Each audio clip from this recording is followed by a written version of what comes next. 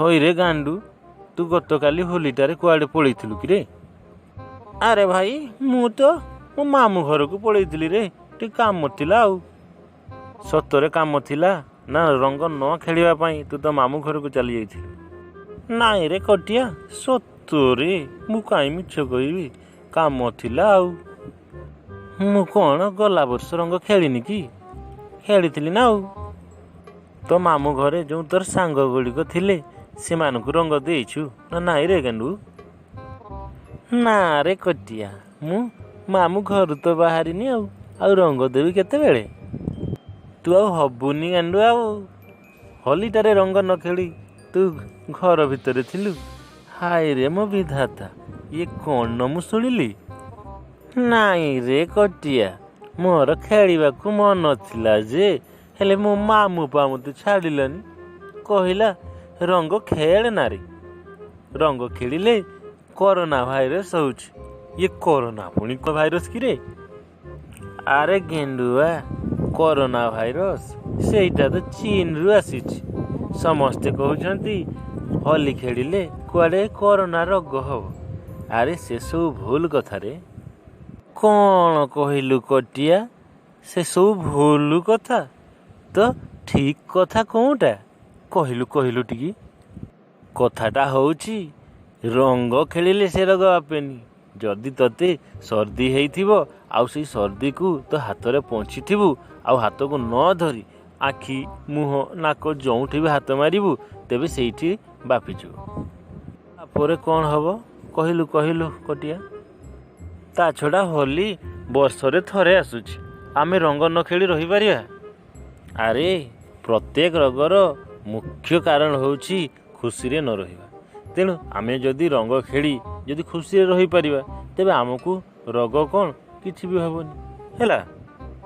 ହଁ ରେ କଟିଆ, ହୋଲି ବର୍ଷରେ ଥରେ ଆସୁଛି। ପୁଣି କରୋନା ଭାଇରସ୍ ପାଇଁ ଯଦି ଆମେ ହୋଲି ନ ଖେଳିବା ତେବେ ଆମେ ଜୀବନଟା ପୁରା ନିରସ ହେଇଯିବ। ଠିକ୍ ଅଛି, ଆସନ୍ତା ବର୍ଷଠୁ ଯାହା ହେଲେ ବି ମୁଁ ରଙ୍ଗଟା ଖେଳିବି। ଆଉ କଟିଆ, କାହାକୁ ରଙ୍ଗ ଦେଲ ଏ? ରଙ୍ଗ ଦେବା କଥା କହୁଛୁ କିରେ ଗାଣ୍ଡୁ?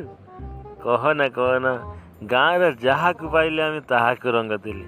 ସେ ଝିଅ ହଉ ପୁଅ ହଉ ସମସ୍ତଙ୍କୁ ରଙ୍ଗ ଦେଇଛି। କି ମଜା! ଆଉ ତମେ କ'ଣ ଆର ସାହିକୁ ଯାଇନ କି ରଙ୍ଗ ଖେଳିବାକୁ? ହଁ ରେ ଗାଣ୍ଡୁଆ, ସେ ସାହି ନ ଯିବା କ'ଣ ପାଇଁ? ସେଇଠି ତ ସବୁ ଜିନିଷ ଅଛି। ତେଣୁ ସେ ସାହି ଯାଇଥିଲି ଏବଂ ପ୍ରତ୍ୟେକଙ୍କ ଘରେ ପଶି ଆମେ ରଙ୍ଗ ଦେଇଛି। ଓଃ କି ମଜା! ରହ କଟିଆ, ମୋତେ ଆଉ କହନା, ମୁଁ ତ ଖେଳି ପାରିଲିନି। ୟା ଶୁଣି ମୋ ମନ ଆଉ ରହୁନି ରେ। ଚାଲ ଆଉ ଥରେ ଖେଳିଦେବା। କ'ଣ କହିଲେ ଗାଣ୍ଡୁଆ? ଆଉ ଥରେ ରଙ୍ଗ ଖେଳିବୁ? ତା ମୁହଁକୁ ଲାଜ ନାହିଁ କିରେ? ରଙ୍ଗ ଭୟରେ ତ ତୁ ତ ମାମୁଁ ଘରକୁ ଗଲୁ, ପୁଣି ଆଜି ଖେଳିବୁ କହୁଛୁ କ'ଣ ପାଇଁ? ଏ କଟିଆ, ବେ ସେଇ ଚୁମକିକୁ ବି ଦେଇଛ କି ରଙ୍ଗ? ହଁ ରେ ଧକେଣ୍ଡୁ, ତାକୁ ଜାକି ପଡ଼ି ଦେଇଛନ୍ତି ରେ, କିନ୍ତୁ ମୁଁ ଦେଇନି। ହଁ, ତୁ ଦେଇନୁ ଏ କଥା ମୁଁ ବିଶ୍ୱାସ କରିବି? ତୁ ହିଁ ସବୁ ନାଟର ଗୋବର୍ଦ୍ଧନ ରେ। ତୁ ହିଁ ସେମାନଙ୍କୁ ଡାକି ନେଇଥିବୁ ତାଙ୍କ ଘରକୁ, ଠିକ୍ ନା? ଏ ଗାଣ୍ଡୁଆ, ତୁ ଏମିତି କ'ଣ ପାଇଁ କହୁଛୁ କିରେ? ଆରେ ମୁଁ କାହାରିକୁ ଡାକି ନେଇନି, ସମସ୍ତେ ଗଲେ ତେଣୁ ମୁଁ ବି ଗଲି। ଆଉ ସମସ୍ତେ ତାଙ୍କୁ ମାଡ଼ି ବସି ରଙ୍ଗ ଦେଉଥିଲେ, କିନ୍ତୁ ମୁଁ ରଙ୍ଗ ଦେଇନି। ମୁଁ ଦୂରରେ ଠିଆ ହେଇ ଦେଖୁଥିଲି। ଯଦି ବିଶ୍ୱାସ ହେଉନି ତୁ ଯାଇ ପଚାରୁନୁ ସୁଦାମକୁ, ସେ ଠିକ୍ଟା ତୋତେ କହିଦେବ।